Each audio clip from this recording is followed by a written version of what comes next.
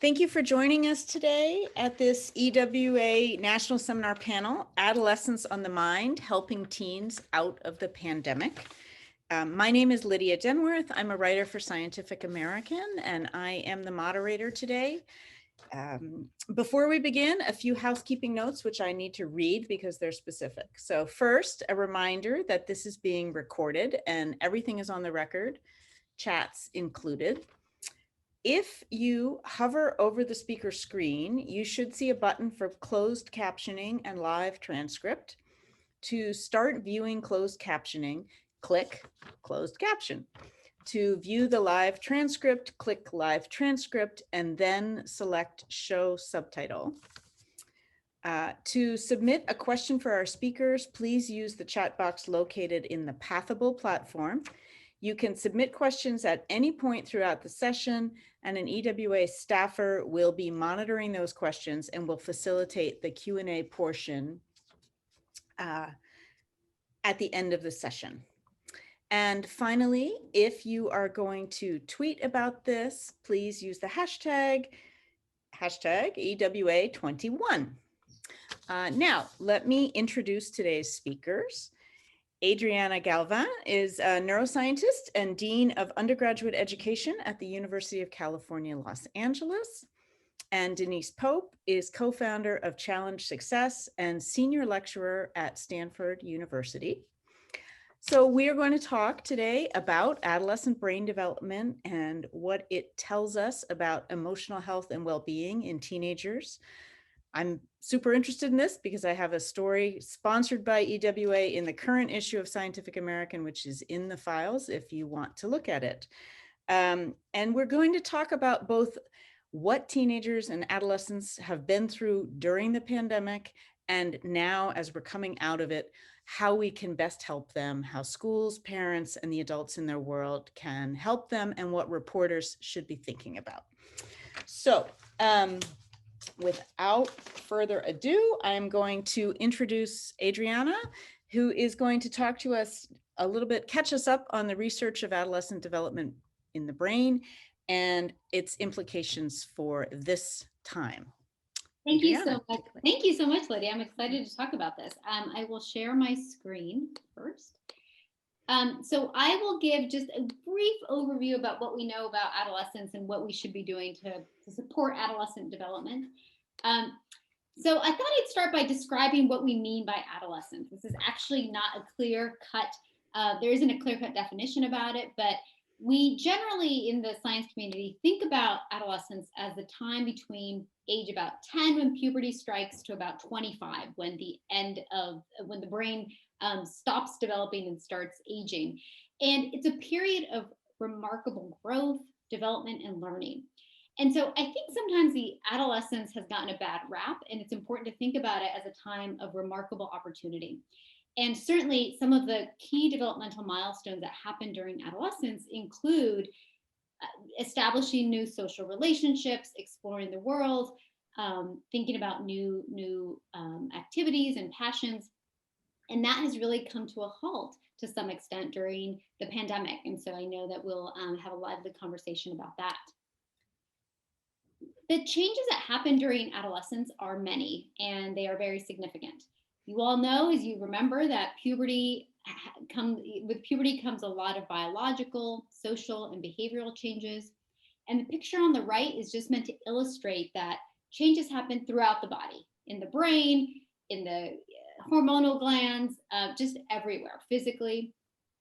And along with this, we know that social relationships continue to expand, that autonomy and the establishment of autonomy and social integration are central components of adolescent development.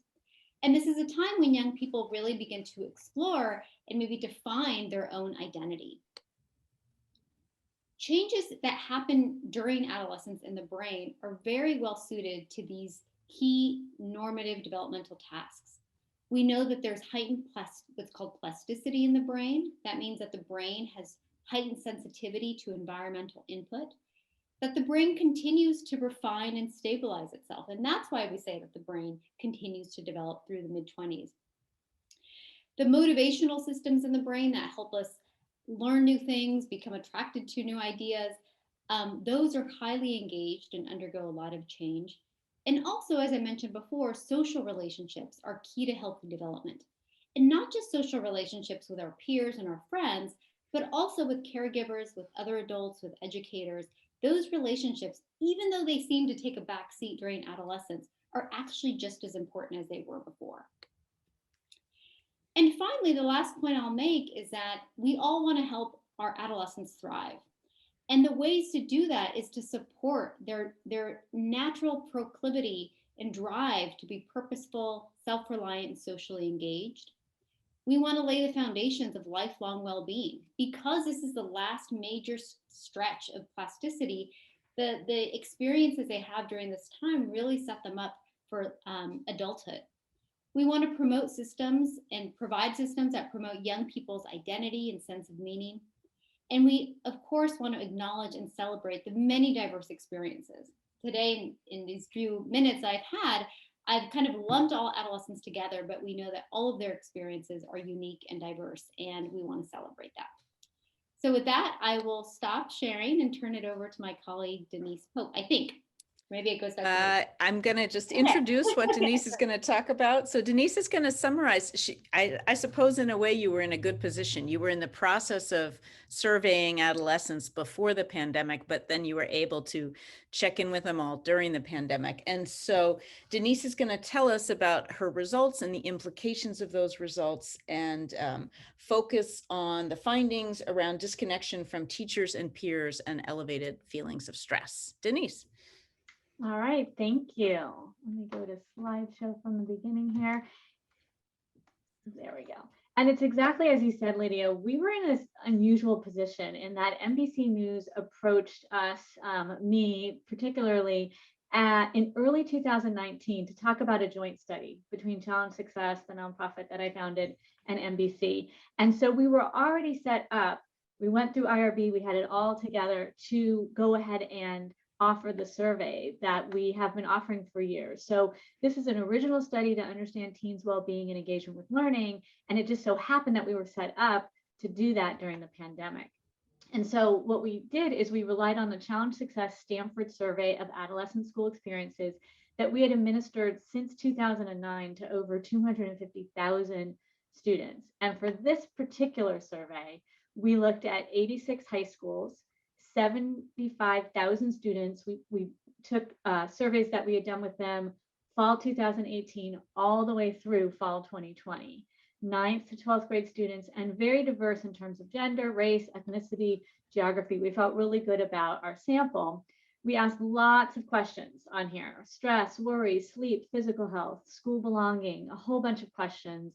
And I'm only going to give you just a little bit of the survey, but in the link to the resources, you can get to the full paper that we wrote. So some key takeaways. One, students, especially those who identify as female, are still stressed and struggling. We've seen this before. Students' relationships with adults and peers are strong. That was some good news, but they appear strained, particularly during the pandemic. I'll say a little bit more about that. And then engagement with learning, this idea that you are affectively, behaviorally, and cognitively engaged with learning, which is always a challenge. It's particularly low right now, which might not be a surprise to those of you who have kids. So one of the questions that we asked was, since the time of the coronavirus, have the following things decreased, stayed the same, or increased? We asked the students, and you can see here that there was a real increase reported in student-related stress and school-related stress, and that, let's go to this one, 56% of students report increases in stress versus only 45% of their parents thought that they had increased their stress. And this is an interesting thing around parent expectations and stress. Parent expectations can be a protective factor. It can be a positive thing in a kid's life, but if they don't feel like they can meet the expectations, that's where you can run into some problems. And so on a parent survey that we did earlier, and then repeated in fall 2020, 64% of parents say, I set very high expectations for my children. 53% of students say, I often or always meet my parents' expectations. So it's that group, that 47% that we're more concerned about. 66% of parents say, I expect my child to maintain a high GPA.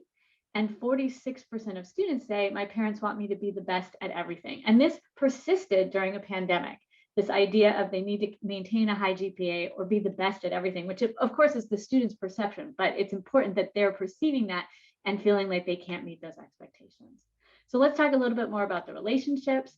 You can see here, we asked the same question since the time of the coronavirus, and you can see sense of belonging at school, strength of relationships with peers, and strength of relationship with teachers. Nearly 50% of our sample report a decrease in strengths of relationships with teachers and between peers. 41% report that teachers aren't really checking in with students or even asking how they're doing, whether that's in person or remote. But here's the good news. 72% of students reported that they had a trusted adult to go to at school. And that's one of the questions that we tend to ask. Is there an adult you could go to if you have a problem? It's definitely a protective factor. So then just to get to the last point here, engagement with learning, which is always a challenge, is especially low. I'm just going to show you this one slide, which is this idea of doing school, where you're just kind of going through the motions. There's no joy. You don't really find it meaningful or purposeful, but you are kind of doing the work and putting in effort. That increased to about 53%. And disengaged students who are not affectively, behaviorally, or cognitively engaged, that actually increased to 11%. And that tended to be more students who identified as male. That went up quite a bit. So with that, I'm going to stop sharing my screen and we can turn it over to Lydia again. Great, thank you to both of you. So I know, Adriana, you talked about, and I know because my article's headline was Age of Opportunity, that we need to rethink some of how we think about adolescence. But I'm going to start with one question that doesn't do that. Okay. First to you and then to Denise, what is keeping you up at night right now about adolescence? Ironically, it's actually that adolescents don't get enough sleep, because it is so important. We know that sleep, everybody appreciates how important sleep is in the first few years of life, right? To establish healthy brain development. But adolescent sleep remains important. Adolescents also need good sleep to have good emotion regulation, to learn in the classroom the next day, to have good relationships. And yet we've kind of normalized that when adolescents become adolescents, that they aren't going to get enough sleep, or it's okay that they go to bed later. Coupled with that is the use of technology right before bed. I'm not saying technology in general is bad, but that it's actually a very biological process that happens, that when you're looking at your phone, your brain thinks that you should be wide awake because the phone emits blue wave light. So I think the reason that's important is because sleep is fundamental to learning the next day. And certain kids are already at a disadvantage, maybe because of resources in the school or in the home. And so if they're not getting good sleep, they're further being disadvantaged by that sleep insufficiency.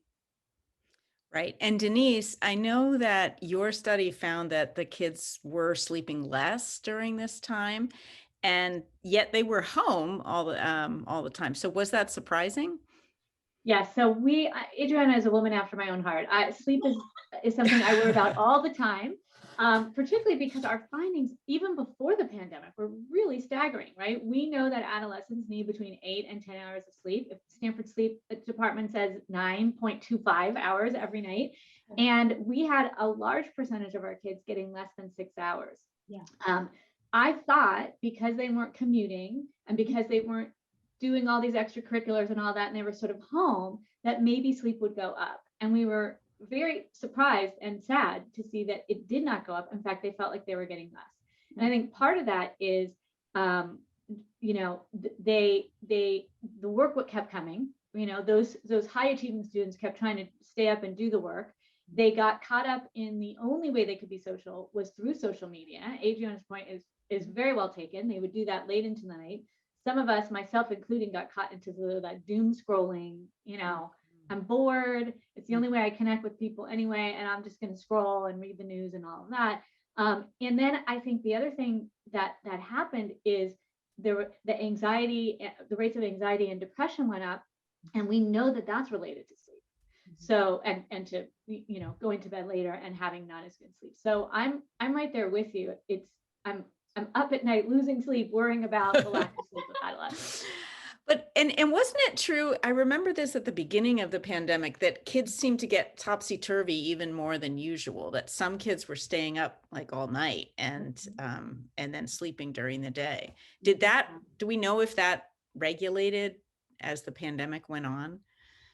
I can say so we asked two things. We asked, and it's self-report, what time did you go to bed last night? And on average, so we asked it a couple different times, and how much sleep did you get, right? And so we can compare, and that what time did you go to bed really did not flip back, right? It stayed all the way through fall 2020. It stayed surprisingly late, majority after midnight. Right. Okay. Let's see. Denise, your organization supports the idea of revising school calendars and timing. And I wonder what, given everything we know now about where kids are coming out of the pandemic, do you have specific advice to schools about the reestablishment of routine and reopening? Yes, it's one of the main things that Challenge Success does, is we're working with schools as they think about reopening. One of the sort of good things that happened, including around sleep, that we want to see continue, is this idea of schools starting later. So a lot of them, because there wasn't a commute and because they were switching in hybrid and remote and had to do cleaning and whatnot, we had schools shift a little bit to a later start time. And we know that that makes a huge difference in terms of adolescent sleep during normal non-pandemic time. So something like, and we also had schools change their schedule. So they might have had fewer classes each day and longer classes. And we know that's called a block schedule. Some schools call it the collegiate model, where you're only meeting 2 or 3 times a week. We know that that's better in general. That's what we wanted to see before the pandemic. But because schools have been doing this and are in the habit, we see this as a nice in to say, okay, now let's not go back to the old normal. That's actually what keeps me up at night as well, is that everyone's just they're so excited about the old normal. They don't realize the old normal wasn't healthy. We had mental health problems, stress, sleep deprivation before the pandemic. So I'd like to see some real changes. And we have a lot of other changes, advisory, small groups, adults working with small groups of kids to really get to know them so they feel like there is a safe place to go where they have a problem. We want people to take a hard look at the curriculum. They're not going to be able to reteach everything that was lost, to really think about what's essential. So we have a lot of suggestions for school, but the biggest one is don't go back to the old normal. Yeah. And yeah, Adriana, so as a neuroscientist, and I got to say, I think it will be really important, not just for schools, but for parents, though, to hear that it's okay for there to only be 1 or 2 classes in a day, because that's what my high school senior has had. And it's hard not to feel like he's not in school practically, right? So Adriana, what's your advice based on the brain?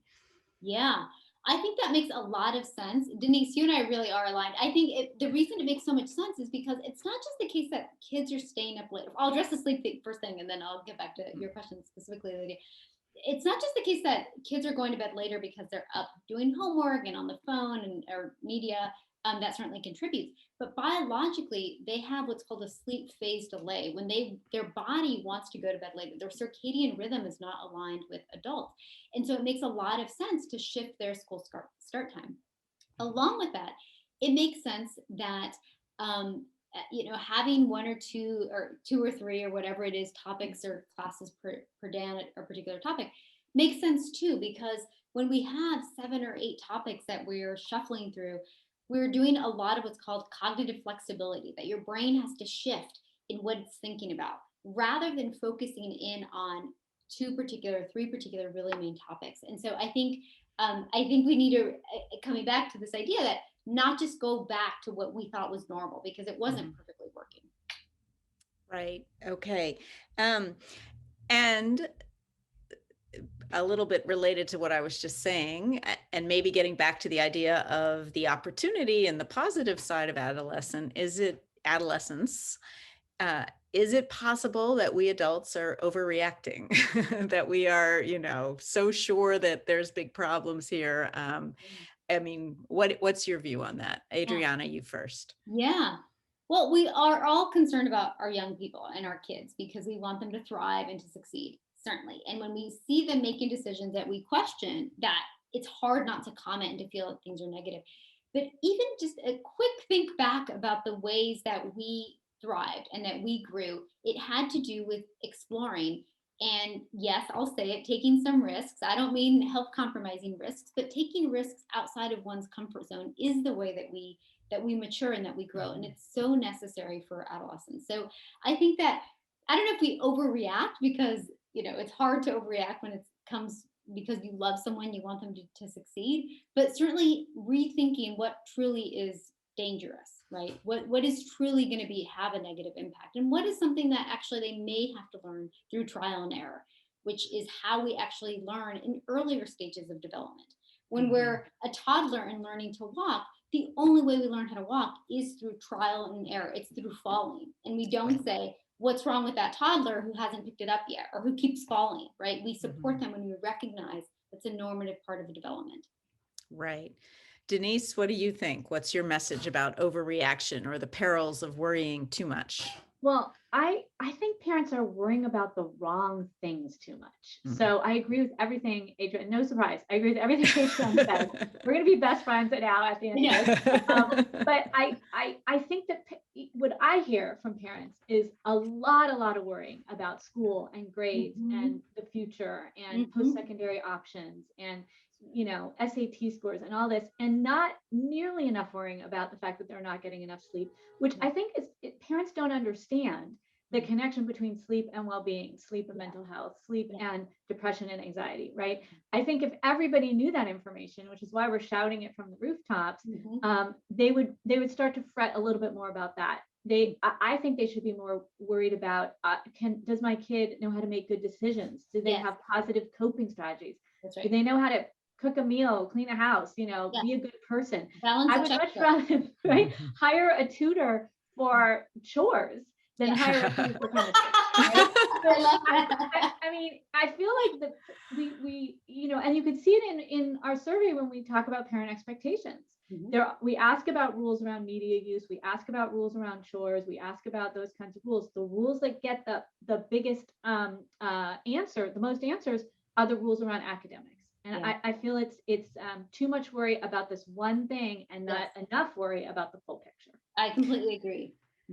So you're giving me a chance to give my little spiel. So I have a book that just came out a year ago on the biology and evolution of friendship, and it has a whole chapter on adolescence and childhood. And one of the things I've been trying to say to adults is that we need to be delivering the message to kids as much about how important it's going to be for your health to make and maintain good friends and be good at that and practice those skills, and not only talk about achievement in all of the academic and other sort of societal ways. That's usually the message that we're delivering to kids. So I'm jumping in with my little, you know, make sure that friendship and because Adriana, back me up on this, their social brain is so much of what is going on in adolescence. So we need to work with it, right? Yes, work with it. It's an asset that we're such social creatures that we really long to connect with people. And that's actually why, you know, in this time of the pandemic, it's been so challenging for adolescents and for adults, right? We miss our friends. We miss random interactions with people on the street in New York, but otherwise. Right. Yes, I saw a friend at the supermarket the other day for the first time, and it was very exciting. It was. Do you see signs of resilience in adolescence? Adriana, I'll start with you. Just as I took a drink. Sorry. Yes. Adolescents are so resilient. We're all so resilient, but adolescents are so resilient. I mean, think about the number of times that, coming back to this trial and error or, you know, failing, that happens a lot during adolescence. And I don't just mean that you get a bad grade on an exam, but that you socially fail at certain things or you feel like you do. Those are all learning experiences, and adolescents are remarkably resilient. As adults, we can look back and say, I was such a nerd, and kind of laugh at that, but that was a really formative experience of feeling that maybe you weren't always a part of whatever it is was the cool crowd or the popular kids. So adolescents are very resilient, and that's part of this brain plasticity I was talking about. That plasticity means reacting and bouncing back, reacting to the environment and your brain changes in response to that, to adapt to your own environment. So yes, I would say that adolescents are remarkably resilient.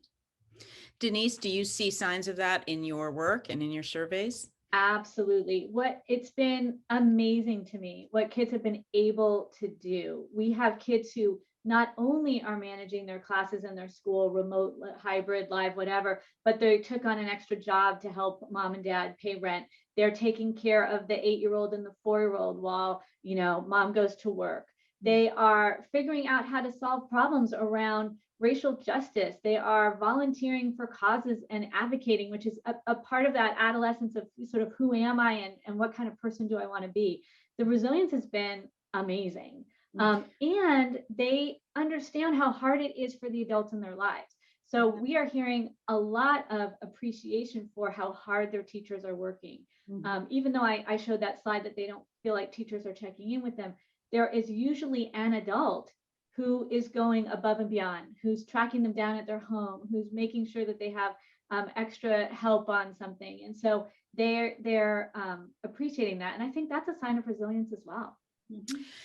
And what you were those examples you just gave, Denise, put me in mind of the work of Adriana's colleague, Andrew Fellini, who works on the need to contribute and how much adolescents need that and thrive from that more than we think. Like I could imagine some adults listening to your answer at the beginning, Denise, and thinking, oh my God, we're giving kids more to do now in this.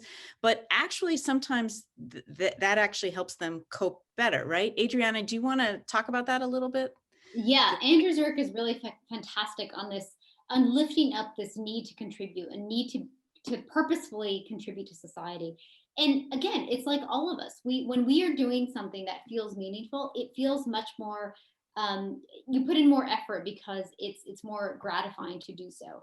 And this comes back to a point Denise made earlier about academics, and just kind of having these blanket expectations. To what end? It makes it more challenging for kids to be interested in whatever that academic end is if they don't see how it meaningfully contributes. And it contributes to well-being and mental health, right? There's a lot of studies showing that those who volunteer or who have altruistic acts of kindness have elevated mental health. Right. It's one of the essential ingredients in resilience, I think mental health experts find. I have one more question for each of you, and then we'll see if there are other questions from the group before we carry on. But so Adriana, can you, I want to give you an opportunity if there is, so you mentioned that, there are these very different, 10 to 25 is a very big span, right? Yes. So are there things we should be thinking or specific questions schools or parents should be asking for certain ages along the way? How much do we know about that? I'm so glad you asked that question, because you're right. It's over a decade of time that we include everybody who's called an adolescent. And certainly an 11-year-old is very different from a 19-year-old in terms of their interests, their aspirations, and cognitively where they are. And so I think that it's important to think about how supporting adolescents should be aligned with what's developmentally appropriate. And I really am curious to hear Denise's perspective on this. But so for example, how you talk to an 11-year-old about complex things that are happening in our world should be cognizant and recognize and acknowledge that they will interpret that information differently. The services we provide should also be different. So I think even just making the point that not all adolescents are the same across age is just incredibly valuable. Also for thinking about interventions. Is it better to intervene when someone's 11 versus someone's 16? It depends on what you're trying to support. Mm-hmm. And your interventions, as my article discusses, need to be sort of specialized to however old they are, whether they're post-puberty or, and how far along. Exactly. An analogy would be, you wouldn't introduce certain math concepts to a first grader as you would to a fifth grader, right? We all can agree and understand why that is. It's the same with any kind of emotional support. Right. Denise, I wanted to ask you to just go a little more into the difference between explain how relationships can remain strong but be strained. How are they both? Well, yeah. And I mean, even as a parent, you kind of know that, right? So they can hate you one day or say Right. they're your best friend one day. So there's a little bit about that. But what we were saying is, I think overall, a lot of the students were saying, yeah, there's someone at the school I can go to. We did have some schools that were at the 50 to 60% level instead of the 70% level. And obviously we want it to be 100%, right? We want there to be an adult at every school who they can go to. But you can also see how they would interpret, gosh, this teacher is just not moving the test and we're in the middle of a pandemic, or there's just way too much homework, or I feel like they haven't really checked in, or they don't know everything that I'm going through right now, which when you're a teacher, you could have 70 to 150 kids that you're in charge of, right? And to know each one is really hard. So this is not a blame game. This is just to say, are there ways, and this is one thing that we help schools do, to think about how to get that adult-child connection to happen more often during the day, particularly when we went remote. A lot of that used to happen informally. You would say, hey, how did that baseball game go? Or how was your weekend? Or, in that 5 minutes of passing period, you do a lot of connecting with a teacher. And that was sort of taken away. So we had lots of ideas of how to do this remotely. It was one of our most popular workshops, right? Was making remote connections. And now we're saying, okay, now that we're coming back, we still want those to be a priority. So we still want schools to start off not by thinking, how are we going to make up this, the fact that Algebra 2 kids barely made it through Algebra 1. What has to happen first is that connection. You can't learn if you don't feel safe, if you don't feel like you belong. So you can do lots of, math lessons, and it's not going to mean a thing unless you've established that kind of connection and really work to support that all the way through. So, and that's partly goes to the engagement. I mean, what you were both talking about was developmentally appropriate curriculum, developmentally appropriate interventions. And you're not going to be engaged in school in the way that we know is connected, right, to mental health. In our study, a high engagement correlates with high mental health. I can't tell you which comes first, but they're both, you're after both of them, right? Yeah. So you have to make the curriculum engaging and exciting and developmentally appropriate. And that comes with giving students real things to think about, real tasks to do. I'm very big on service learning, where they're doing service and learning how to do these things. So many of them, it didn't make any sense not to talk about the pandemic. We're in the middle of a pandemic. So if you're going to do math and statistics, let's actually study the stats in our county, right? Let's make a difference. And that's really what we want to see schools do even more of. We wanted that before the pandemic. We really want to see engagement go up now that we're going back to school.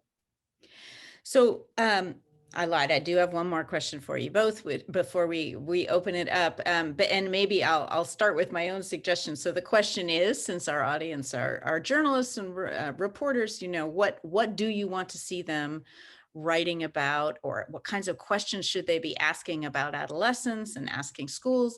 And I'm just going to propose, maybe you can weigh in if you agree with me, but it occurs to me listening to you that, in the science of resilience, which I also study and write about, there's a concept called the resilience dividend, which is what we learn and how we become stronger and better after going through stressful times or trauma. But organizations can have that, communities can have that, individuals can have that. And it seems like maybe we should be asking how schools can find a resilience dividend and what they can be doing. I mean, that's one way to sort of sum it up. So that might be a story. Now I've given it away. That's the story I should have done. But, Adriana, what would you like to see journalists doing now going forward? Well, one, kind of promoting the beauty of adolescence. I think this should underlie all stories about adolescence, obviously, when it's appropriate, but also what worked during the pandemic that we may want to keep. So, for example, at UCLA, we, of course, have college academic advising, which means that they support students' decisions about which courses to take to advance time to degree. All of that went remote, as everything else during the pandemic. We're going to keep an arm of that remote advising because we recognize it works for some students better. Students who don't want to make the trek across campus, or for whatever reason feel socially uncomfortable meeting with someone in person, feel more comfortable to do this advising remotely. And it seems like a small thing, but I think it will service more students. So my point is to say, what worked during the pandemic that we could adopt in ways that are responsive to the population we're serving. Denise? Yeah, I agree. I mean, when I talk to reporters, I usually talk about, they want to talk about sort of problems or the high Yes. levels of stress or the high levels of sleep deprivation. And what I say to them is, I hope that at some point in your story, you're also going to give concrete solutions to the readers, Yeah. because we know the solutions. We've been studying this for years. We know, a lot stays the same in adolescence. There are things that change, but so, for a while now, everyone has always needed connection and belonging. Yes. Everyone has always needed some kind of stimulation. Everyone has always needed to take risks, right? So to really talk very concretely to the solutions, and it speaks to what Adriana was saying, was what works during the pandemic, but also what worked before and what's going to come next. It can't just be doom and gloom reporting. And I'm not criticizing the people here, but we have to have solutions. Such a good point. Yeah. Lori, you're here. Yes. Yes, we have a few questions. Great. So one is a point of clarification from Danielle Camara. She was asking about, what does doing school mean? My understanding, Denise, is doing school is they're just getting by. They're not really trying, because she noted that she's finding a lot more failing grades and lower enrollment numbers. Right. So doing school, it's a great question. And it's actually the title of my first book, because the students said, who I was shadowing and interviewing, said, that's just doing school. You're just playing the game. You're getting by. You're doing what you need to do just to survive.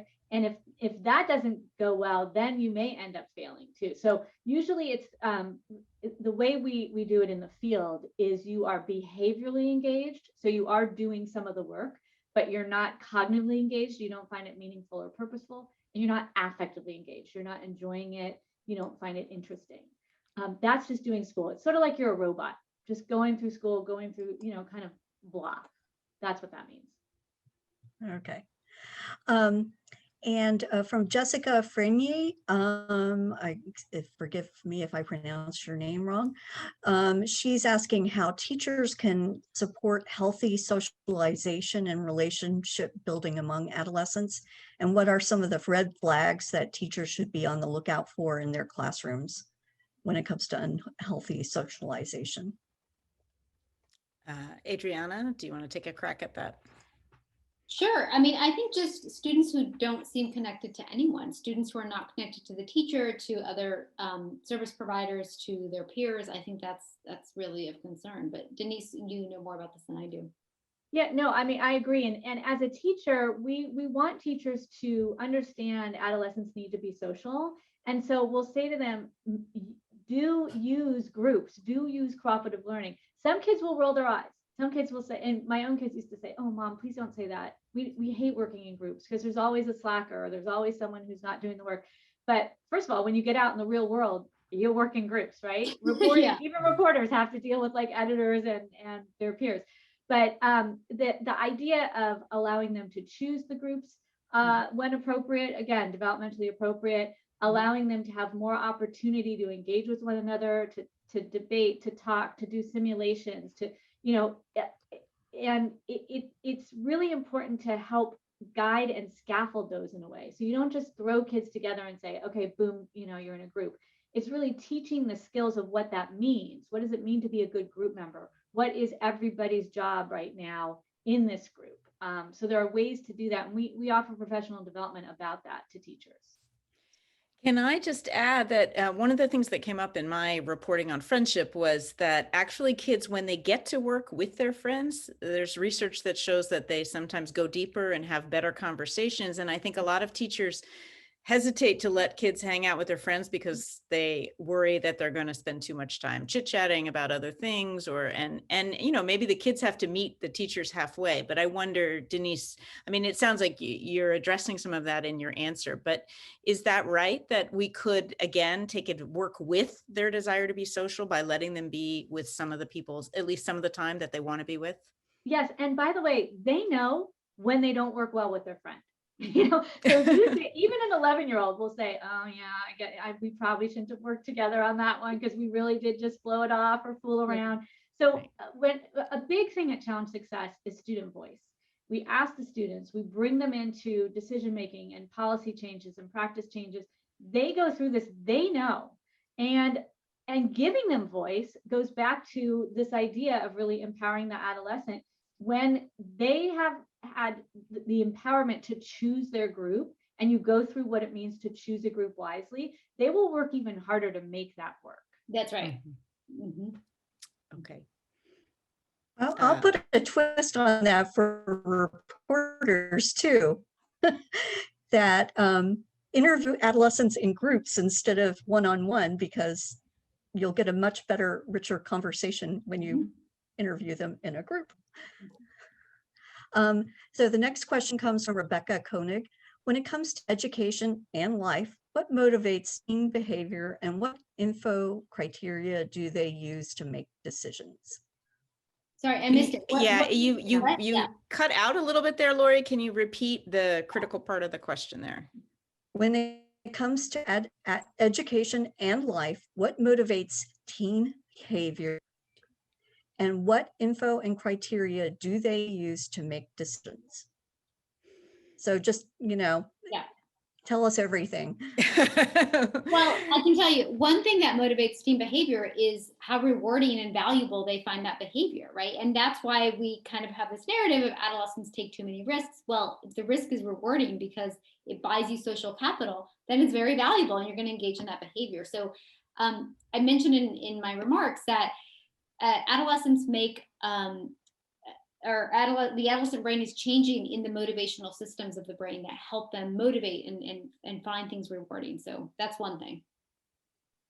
Right. And I think taking on adult roles is, our goal as parents and as teachers is that eventually they won't need us. Eventually they'll be able to write a paper without us. Eventually they'll be able to, make good life decisions without, mom or dad kind of, helicoptering and hovering. And so this idea of what motivates them is giving them, I say it again, giving them voice, giving them choice, giving them the opportunity to sort of show that they can do something.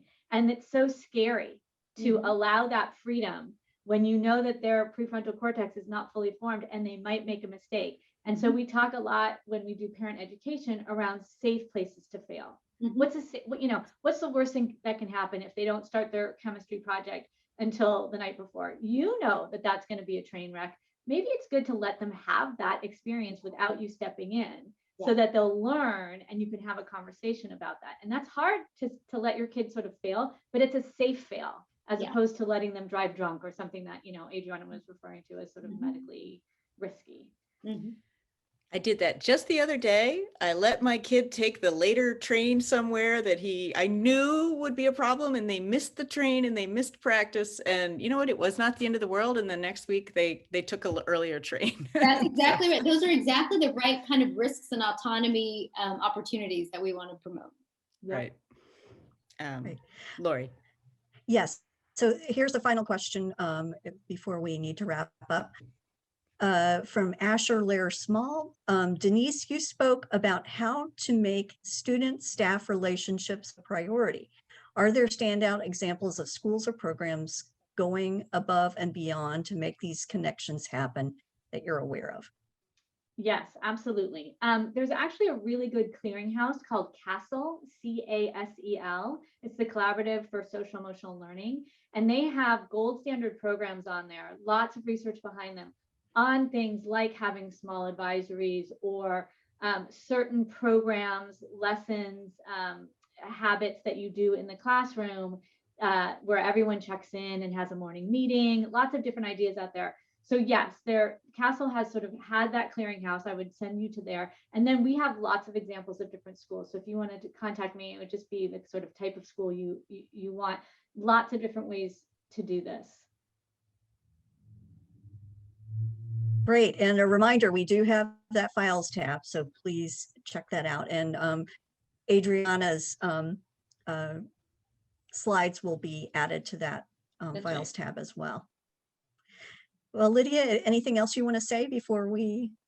No, I want to reiterate what we've been talking about, the importance of seeing adolescence in this holistic way, because the science of adolescence really has changed in the last 10 to 15 years. And so that should be informing how we how we go forward and how we think about even within the pandemic. And so since that's my thing is science journalism, I'm going to urge people to use an evidence-based approach to writing about adolescence, and which I think we've talked about, but I think you got lots of great information here, and this has been really fun. Thank you both, Adriana, Denise. It's been terrific. Thank you. It's been really fun. Yeah, thanks for having me. Yes, thank you so much, Lydia, Adriana, and Denise. This was a fabulous conversation, and I think you gave reporters a lot of great story ideas. So with that, I want to remind people that we will be sending out an evaluation form either the end of this week or the beginning of next week. And we really encourage you to complete it. We take member feedback very seriously, and we use it to improve our offerings. And what's next is the final shop talks and so the event. You can hear from Bianca Vasquez-Tones about her award-winning beat reporting. You can also hear from WNYC Studios and APM reports about audio storytelling, and from Mandy McLaren at the Courier Journal about investigative reporting. So I hope you'll join us in a half hour. With that, thank you again to our fabulous panel.